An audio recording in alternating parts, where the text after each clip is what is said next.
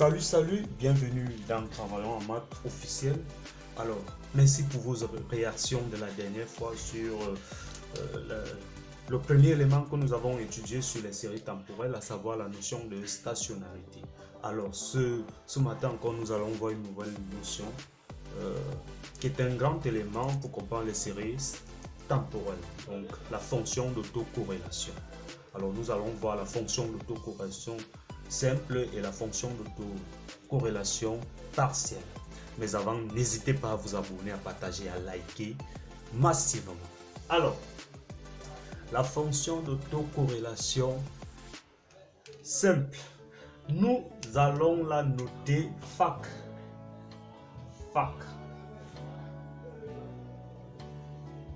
En fait, et mathématiquement, nous notons la fonction d'autocorrélation par ρ. K. K étant la période. Alors, le ρ qui est la fonction d'autocorrélation mesure en fait, ρk mesure la corrélation entre une série Y à la date T et celle à la date et la même série mesure la corrélation entre Y à la date T, la série Y à la date T et la même série Y à la date précédente T moins K. K étant la période.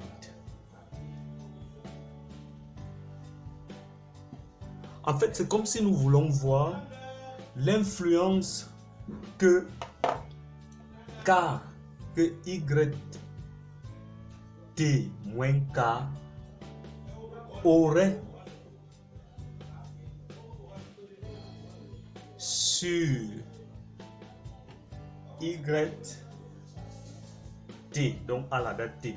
En d'autres termes, c'est comme si nous mesurons la corrélation entre, par exemple, si K, c'est la période, c'est le mois, si K a pour période le mois, oui, nous aurons par exemple Y, nous allons mesurer en fait l'influence par exemple de Y au 12e mois, l'influence de Y du 11e mois sur le Y du 12e mois.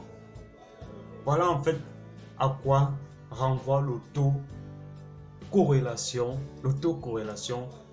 simple, les amis. Alors, c'est quoi même la corrélation? Alors, rappelez-vous, chers amis, lorsque nous, dans des modèles de régression simple ou multiple, nous avions des trucs comme ça, bêta 0 plus bêta 1, x1 plus bêta 2, x2, plus plus bêta n, xn plus epsilon. Alors, la corrélation, nous l'avons dit, c'était que la corrélation était mesurée par les coefficients bêta 1, bêta 0, bêta 1, bêta 2 et bêta n. Et donc, qu'est-ce qu'on nous disait? En fait, on nous faisait comprendre que si x1 par exemple augmentait, cela entraînerait une augmentation de yt d'une valeur de plus bêta 1. Et si x1 diminuait, cela entraînerait une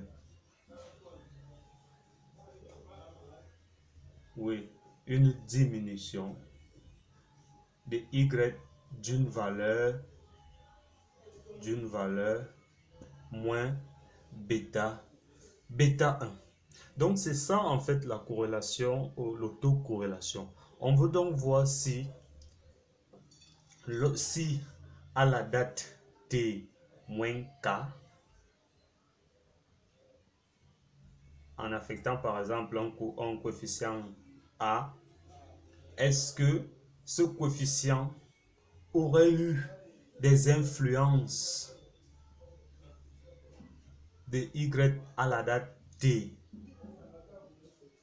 et d'une valeur de a.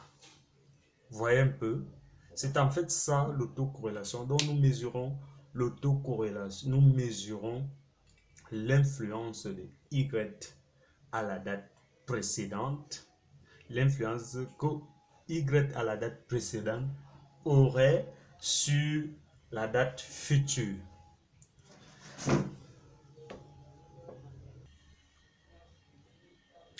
Donc voilà pour ce qui est de la fonction d'autocorrélation simple. En ce qui concerne la fonction d'autocorrélation partielle, elle s'apparente à la corrélation partielle. Alors regardez par exemple ce modèle. Nous avons dit que la corrélation entre les variables x1 et x2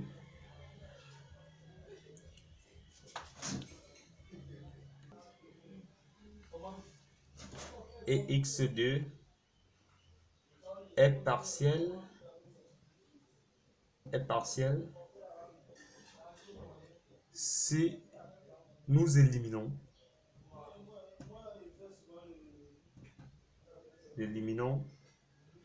l'influence des autres variables.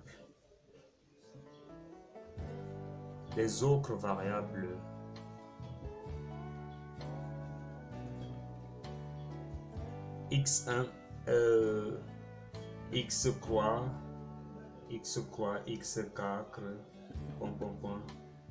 xn. Il en est de même avec la fonction d'autocorrélation partielle. En fait, nous mesurons l'influence qu'aurait yt moins k sur yt en éliminant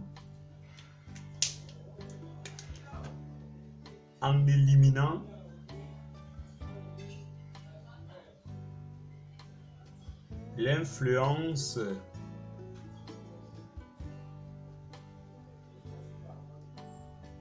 des autres séries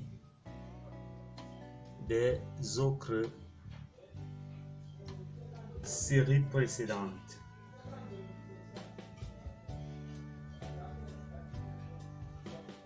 Des autres séries précédentes, à savoir yt moins par exemple k-1, oui, yt moins k-2 ou plus 1 ou plus 2, yt moins k plus quoi, oui, yt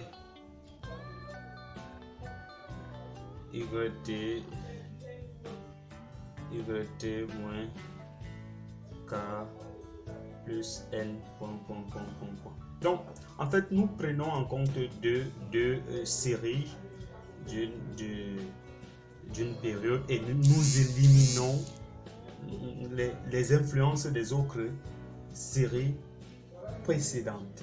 En fait, chers amis, voilà un peu à quoi renvoie la fonction d'autocorrélation partielle d'une série chronologique. Donc c'est un peu comme si sur une période, chers amis, c'est un peu comme si sur une période de 12 mois, sur une période de 12 mois, période de 12 mois, nous mesurons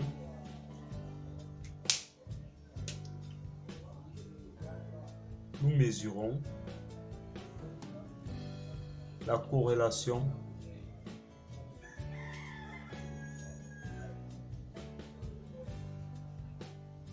entre la série je dirais 11e mois et celle du 12e mois, sans tenir compte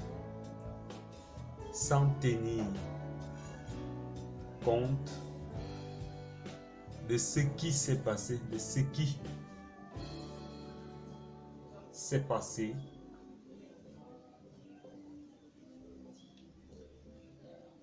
ou par exemple au 10e mois,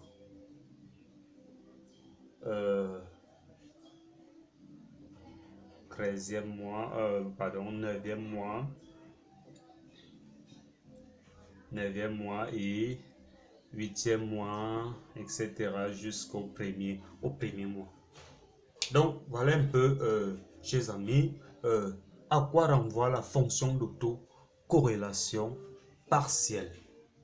Alors, il faut noter que notre ROCA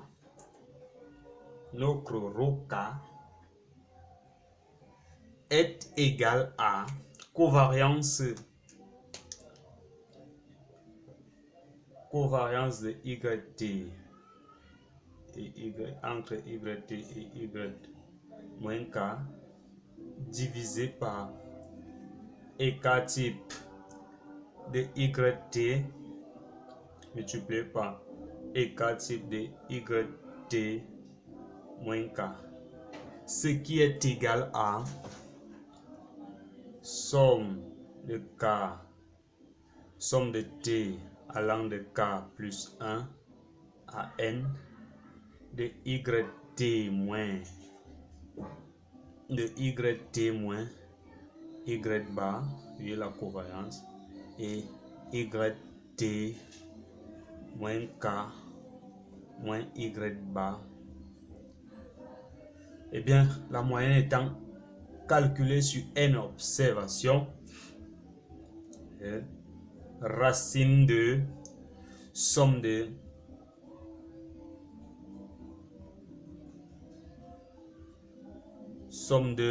YT moins Y bar, le tout au carré, T allant de K plus 1 à N, le tout sur la racine, multiplié par somme de somme de YT moins K moins Y bar au carré, T allant de K plus 1 à N. Évidemment, avec Y bar, la moyenne de la série calculée sur N-K période avec Y bar, la moyenne de la série calculée sur N-K période, oui, K période et N le nombre d'observations, le nombre d'observations. Donc nous voyons que dans la fonction d'autocorrélation simple, l'influence des autres variables est prise en compte. Par contre, dans la fonction de taux-corrélation simple, nous éliminons l'influence des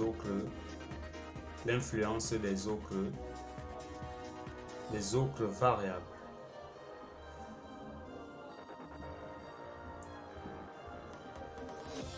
Alors, j'espère que j'ai pu faire de mieux ce que je pouvais pour vous apporter de la lumière en ce qui concerne la fonction d'autocorrélation simple et partielle. Alors, notez que dans la suite, nous verrons les tests de bruit blanc et de stationnarité. Test de bruit blanc et de stationnarité, qui sont aussi des éléments nécessaires pour détecter les séries stationnaires et je sais pas, bref, nécessaires pour étudier les séries temporelles. Alors mes chers amis, n'oubliez pas de vous abonner. N'oubliez pas de vous abonner, chers amis, parce que voyez-vous, nous avons constaté que dans nos vidéos, en fait, 80% des non-abonnés regardent nos vidéos, alors que 20% seulement d'abonnés regardent également nos vidéos. Ce qui voudrait dire que vous vous intéressez à la chose sans pour autant motiver le projet. Voyez-vous, vos abonnements nous motivent à avancer. Alors nous espérons que à l'issue de cette vidéo, nous aurons des milliers d'abonnés, parce que ces 80% seront, nous retrouverons dans le groupe Travaillons en maths et ensemble nous allons nous épanouir avec ces chiffres mathématiques. Merci, bonne journée à vous, ciao.